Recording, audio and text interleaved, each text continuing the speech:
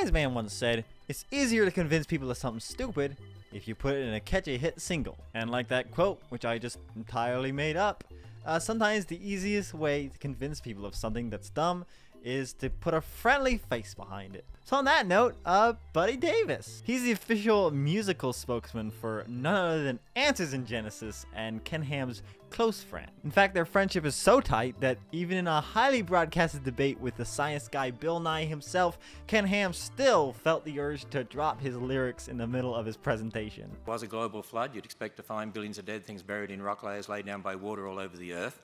Had to say that because a lot of our supporters would want me to. Yeah, doesn't really make sense out of context. Now, Buddy Davis is a lot of things. In addition to being a musician, a paleo artist, and self-proclaimed adventurer, he's also participated in a few paleontological digs, and overall, he's not that bad of a guy. I don't want to be misconstrued here as thinking that he's some terrible person, because he's not, and honestly, I think he deserves better.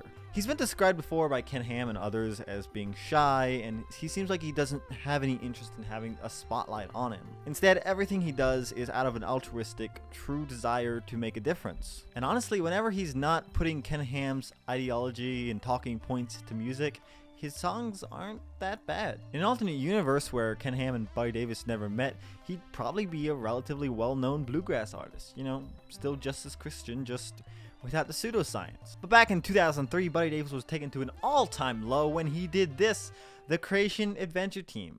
Well, if you like adventure, then join our team, exploring mysteries few have seen. Get your hiking boots and your backpack too. Join us in our search for truth. We're out exploring to clear the doubt. The Discovery Team is out and about. We're out exploring to clear the doubt. The Discovery Team is out and about. Originally, I was planning on revisiting this series a year ago, but if you know anything about creation science videos, you'll know that they consist of a lot of objections to like evolution and the Big Bang with very little details and less context, which makes it very difficult to debunk anything because you've got to first figure out what the heck they're even talking about, then you got to figure out what exactly they're claiming, and then you got to refute that claim. So yeah, rather than try to do a video where I'm just making fun of it the whole time, I thought I would do some deep dives, get a bunch of research done, and I will approach this from a scientific perspective as much as I can, with a little bit of, I'll make fun of it a little bit. We can have a little bit of mocking. So yeah, let's just get into it. This is the first episode of Creation Adventure Team, 6 Short Days, One Big Adventure. The Creation Adventure Team. 6 short days, one big adventure. On Mars. I can't believe I made this. I am a genius. This guy's so full of himself. I'm a genius. I put a camera in the ground. Nobel Prize. We'll all be rich. Explaining just for anybody to understand what's going on here. So we got Buddy Davis here. I took a remote control camera. We got Buddy Davis here, and we got Ivan. This is Ivan, and he's made a camera. He just took a remote control camera and put it in bubble gum, and that's his new invention. Oh, and this fucking dinosaur's Proto, I think. I took a remote control camera and a piece of used bubble gum. I like to call this one Already Been Chewed Cam. We'll all be rich. That's disgusting, but very cool. Just how did life begin? It's been said that we are the result of an explosion. Is this true? Is this scientific? Or is it just based on a belief? I know he's trying to do a freaking reference to something. I didn't get it as a kid, and I think anybody that grew up in a creationist household would also not, but what the fuck do I know? So moving on, the girl comes up and he's got to move his camera out of the way. It's very confusing. It took me several times of watching it when I was a kid to even figure out what's going on, but I don't know. Watch out for the Intruder approaching. Danger. Oh no! Oh no, the camera, no! Oh Not like If only he had a remote. Yay! Fantastic! Alright, then we get this whole sequence, which is like supposed to be like it's comedy. It's comedy, boys and girls. Even favoring her leg. What the heck? Ugh. Why would you do that? Oh god, this sucks. Holy, oh my god. Okay. We'll get to the science here in a minute, guys. I promise. Let's just get to the, so the story here is fucking, it's science show and tell. They're doing science show and tell, and she decided the best thing to do would be to bring a snake and talk about creation. I don't fucking know why. Whoops. I'm sorry. Sorry. Little. I'm bad. What? Isn't she like great? Everyone's so offended. They're like, what the fuck? Walking into class? Sit back and relax. Puts a projector on their helmet. That's just dumb. You can just have a normal projector. You can buy them at the store. You don't need it. You don't need to put the projector on your hard hat. What is wrong with you? Not everything has to be a bit. It was so full of energy, it made a bang. Big bang. Whoa! Oh, man.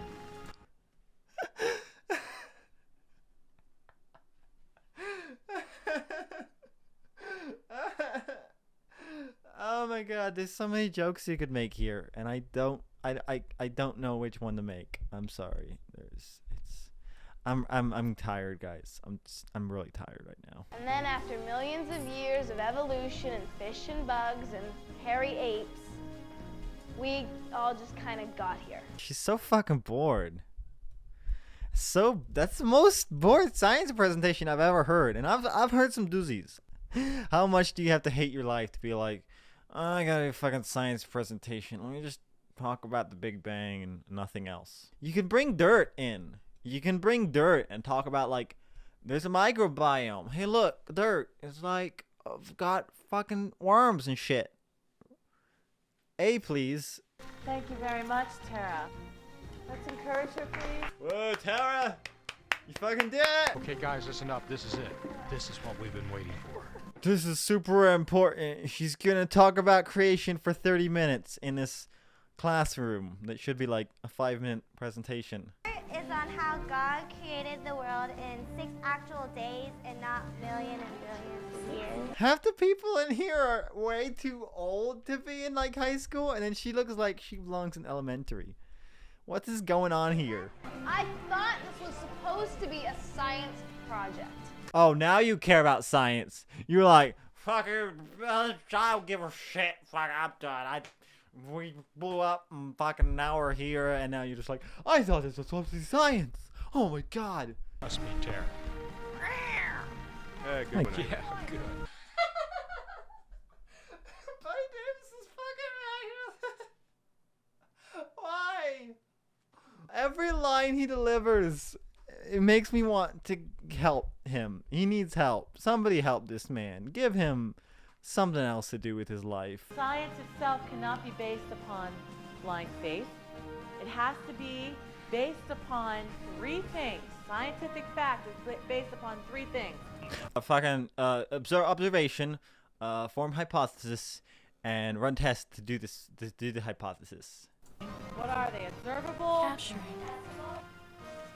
testable, and together? And repeatable. Who teaches the scientific method like that? Oh, it's necessary. Well, go ahead, try them. Just put the fucking glasses. Do the glasses. Put them on your face. Just put them on your face. This is the worst design for augmented reality. They took sunglasses, ripped them in half, and it's like, oh, look at me, I'm a fucking pirate. I'm fucking wearing half of sunglasses. It's definitely not messing up with my vision.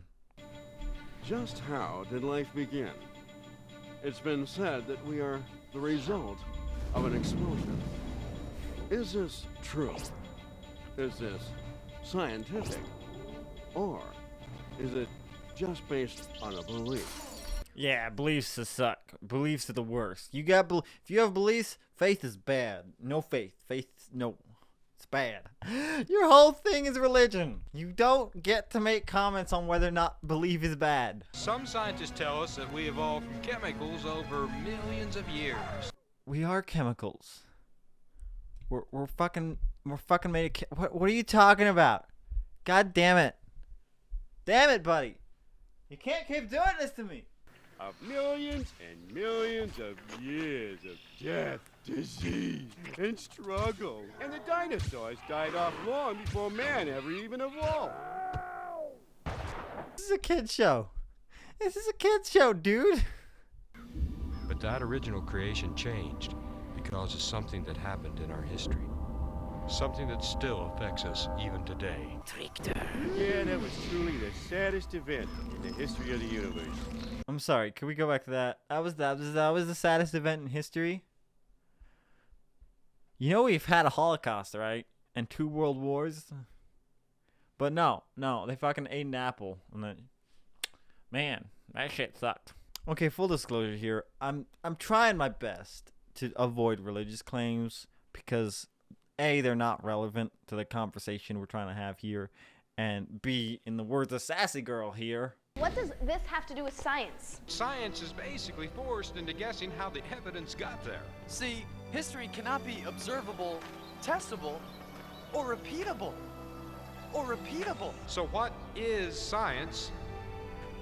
And what is a belief? See, as many times as I've heard like Answers in Genesis and folks like that repeat this whole definition of what a scientific theory is, I've still never been able to pinpoint exactly where they got that idea. I mean, it's not inherently wrong per se. It's just a gross oversimplification of what it means to be a scientific theory. For starters, we can talk about observation. We actually can observe the universe expanding. Like, that's a real thing. By using that expansion rate, physicists were actually able to make predictions about what an event like the Big Bang would have resulted in. You know, they used a scientific method. They predicted that there would be some remnant that would be visible and bing, bang, boom, cosmic microwave background. Yes, science! And I don't really know where they got the idea that like events need to be repeated in order for them to be like scientific. What makes a scientific theory such a powerful thing is that these tests can be repeated by different people. It works every time. See, evolution has no real answer for where matter and energy came from in the first place. It's a theory about speciation. Go talk to a physicist. That are not completely opposed to the concept of an intelligent designer. I mean, it is not beyond the scope of possibility that we could have in fact been created and deposited here on Earth so that we could propagate our species. And if that is so, then we could in fact be direct descendants of space aliens. What the fuck are you talking about?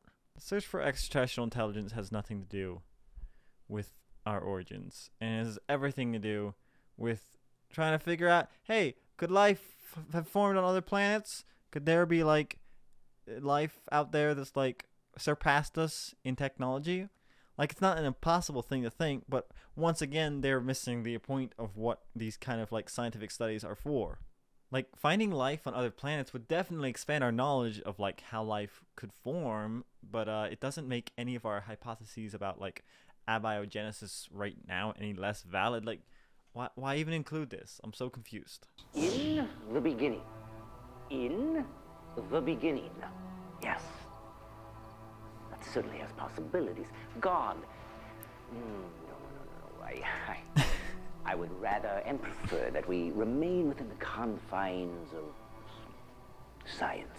Why did they make this evolutionist the most likable character in the whole thing? Everyone else is freaking jerk. This guy's cool. I like him. I wish he was real. Yeah, well, you know, God placed the moon 384,000 kilometers away from the Earth. That's 240,000 miles.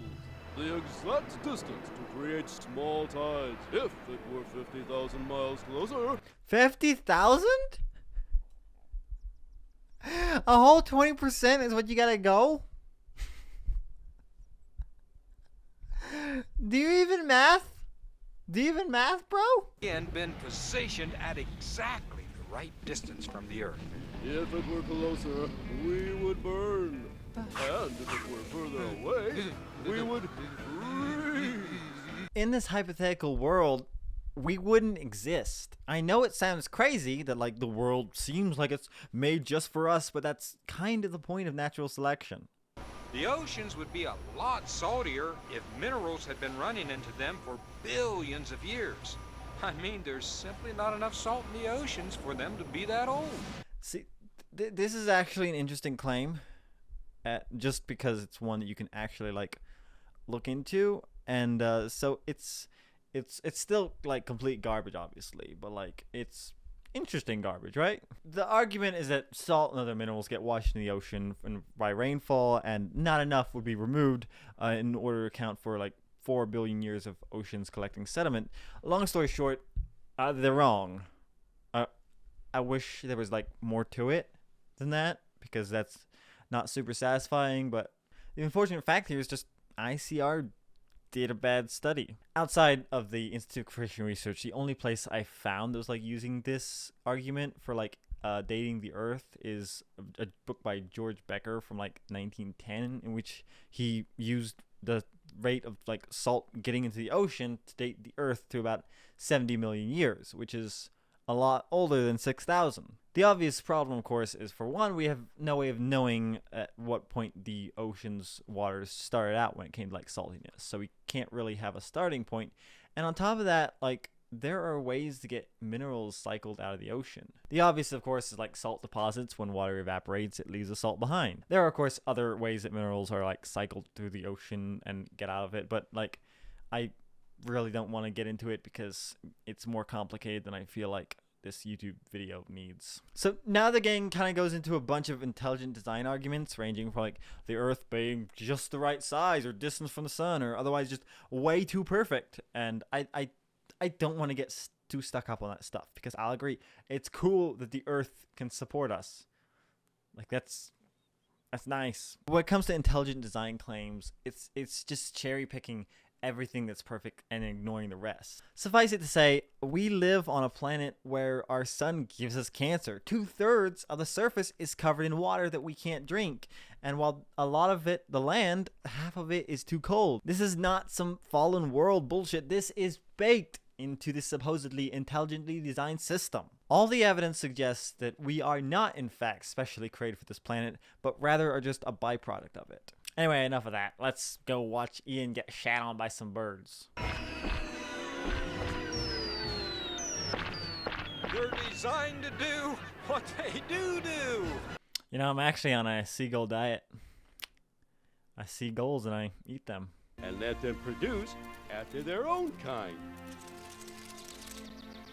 Cats are still cats. And there are variations within the kind, but they don't change from one kind of animal to a totally different other kind of animal. See, fucking, this is a distinction that every single one of these creation guys make, and it makes no sense. For those of you who kind of exist outside this bubble, essentially, kind is a biblical term used by creationists to classify something that lies between like a species and a family. Classification in biology is difficult, of course, so it's not purely their fault, but the use of kinds is especially kind of a dick move because they just use it to avoid having to explain what a kind is. If they at least attended the definition or use one that existed in science, we could at least take a crack at what they're claiming, but because their definition falls outside of that realm, it's frustratingly fluid. I get the taxonomy can be difficult because of it not really obeying our rules of biology we like to set for it, but come on, at least give it something concrete for us to use. The closest I found was this article from AiG where it says like a good rule of thumb is if two kinds can breed together, they are the same created kind. But of course the article then goes on to explain how that's not always the case, and then complains about how the church let the definition of species be changed to support evolution. You know, super scientific stuff. Suffice it to say, kind is not a thing. Speciation does occur, and that is in fact what we were talking about when we talk about evolution. Anyway, we'll save some of that talk for the next episode of Creation Adventure Team, because Buddy just wants to take a moment to remind us that all animals used to be vegetarian. Did you know in the original creation, all animals were designed to be vegetarians? Even this snake I have right here. What? Why'd she bring the snake there? Perfectly harmless. Did she just fucking bring the snake for no reason? Aside from the bit? Like, this has been going on for like 20 minutes now, and she just now brought out the snake. We all know what a snake looks like, Alex. Yeah, Alex. Fucking stupid. So, okay. God looks at everything he just created, and it was awesome. But here's the cool part. By doing it all in 6 days, he was actually setting up our work week. Son of a bitch. He could have done it in 3. I could have gotten twice as many weekends. Asshole. And you may be wondering, why do I have to pay for Adam's rebellion? Oh my god, he's right. I was wondering that. Think of it this way. It's kind of like when a king or a leader of a country makes a bad decision. It affects everybody else. It affects everybody else. See, that just sounds like there's no free will then. Right? Which I feel like it's kind of a no-no for you guys, right? So, cognitive dissonance? Alright, so basically all this talk about sin leads into the gospel, of course, because of course it does. Like I said, I don't want to get into it. This video's purpose is not to talk about religion. Your religion can be whatever you freaking want to do with it. Just don't act like you have some kind of like mental high ground because, oh, you don't believe in evolution because you're so smart. They're supposed to be millions of years old. Yeah, are they mentioned in the Bible? And complexity. What else is in the Bible? Well, dinosaurs are mentioned in the Bible, but that's a whole other report. This actually makes more sense. No, it fucking doesn't. So essentially the episode then ends. Ian goes to try to retrieve his freaking camera from the floor of the classroom. Somebody steps on his hand, and the snake just like escapes because she didn't lock the box that she was keeping it in. So responsible pet ownership, everybody. Clap and a half. So that's essentially the Creation Adventure team. The first one. It's not good. I mean, I'm not gonna knock it for not having a budget, but also it's just everything I hate about these kind of creationist videos. They've convinced themselves they're right so much that they actually think that by fitting as many poorly formed arguments in a 30-minute video as they can is gonna like convince people, which it is just not educate people. If a documentary about evolution was presented this poorly, they'd all rightly call it a poor excuse for science education, but they've become so blinded by their own message they can't even present it effectively. What scares me is how many kids like me must have like grown up on this garbage. Like, to kids and people who know nothing about science, these arguments sound really good. But once you're able to slow down and actually take them out one by one, you realize they fall apart pretty quickly. These people know that by nitpicking and by throwing as many arguments as they can as fast as they can, most people can't refute it that quickly, which makes them look like they're right. It's a terrible method of arguing and finding truth, but of course, at the end of the day, that's not their real goal. Their real goal is to win no matter what the cost. And that, at the end of the day, is the problem with creationism. Is not only is it not science, it is the antithesis of science. They've gotten so down the rabbit hole, it's no longer even about God or religion anymore, or about winning souls. It's just about them being right, and they don't care who they're going up against, whether it's an atheist who believes in evolution, or a Christian who believes in evolution, or a Christian who doesn't believe either way. They will argue with them because they want everyone to be on their side with this. They've convinced themselves that this is the issue, this is the only thing that matters, and because of that, they have effectively cut themselves off from 90% of rational people. Anyway, that's it for me. Let me know if you want me to see me do part 2 of the Creation Adventure team. This one was a lot of work. It was a lot of work to find all this stuff. I will try to get everything linked that I've referenced throughout this video in the description, along with like details on what they all are. If you want to look into this stuff further, it's not hard to do. So anyway, take care, have a good one, and I'll see you in the next video. Bye-bye. Yeah, good.